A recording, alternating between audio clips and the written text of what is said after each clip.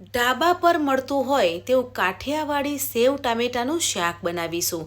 આ શાક ખાવામાં બહુ જ ટેસ્ટી લાગે છે। સેવ ટામેટાનું શાક સવારે જમવામાં કે સાંજે ડિનરમાં બનાવી અને સર્વ કરી શકો છો।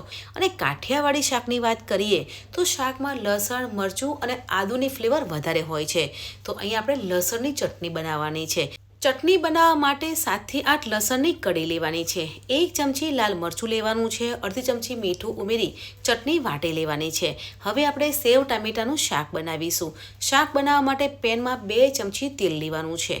તેલ ગરમ થઈ જાય પછી અડધી ચમચી જીરું ઉમેરવાનું છે। અડધી ચમચી રાઈ ઉમેરવાની છે। જીરું અને રાઈ તતરી જાય પછી ચપટી હિંગ ઉમેરીશું અને આપણે જે લસણની ચટણી વાટી છે તે પેનમાં ઉમેરી અને ચટણીને સાંતળવાની છે।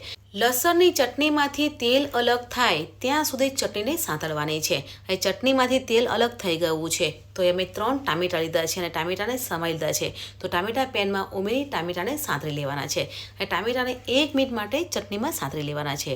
હવે ઢાંકણ ઢાંકી અને 2 મિનિટ માટે કૂક થવા દઈશું એટલે ટામેટાં સોફ્ટ થઈ જશે। અહીંયા 2 મિનિટ થઈ ગઈ છે, તમે જોઈ શકો છો કે ટામેટાં સોફ્ટ થઈ ગયા છે।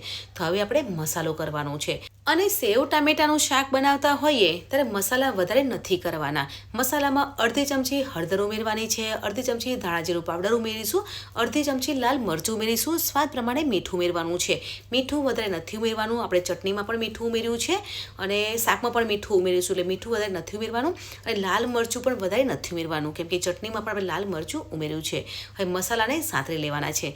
હવે 1 કપ પાણી ઉમેરી અને સાથે મિક્સ કરવાનું છે અને ઢાંકણ ઢાંકી અને 2 થી 3 મિનિટ કૂક થવા દઈશું એટલે મસાલાની ફ્લેવર ટામેટામાં આવી જશે। અહીંયા 3 મિનિટ થઈ ગઈ છે, ટામેટામાંથી તેલ પણ અલગ થઈ ગયું છે।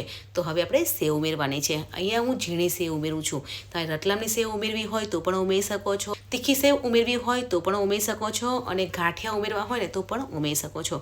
સેવ ઉમેરી અને 2 મિનિટ માટે જ કૂક કરવાનું છે। તો અહીંયા ગરમા ગરમ કાઠિયાવાડી સેવ ટામેટાનું શાક બનીને તૈયાર થઈ ગયું છે।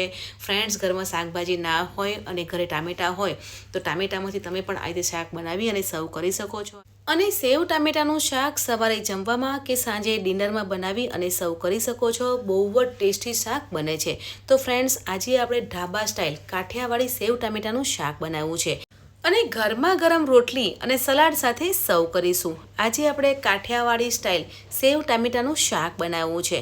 તો તમને આજની મારી શાકની રેસીપી કેવી લાગી કમેન્ટમાં જરૂરથી જણાવજો।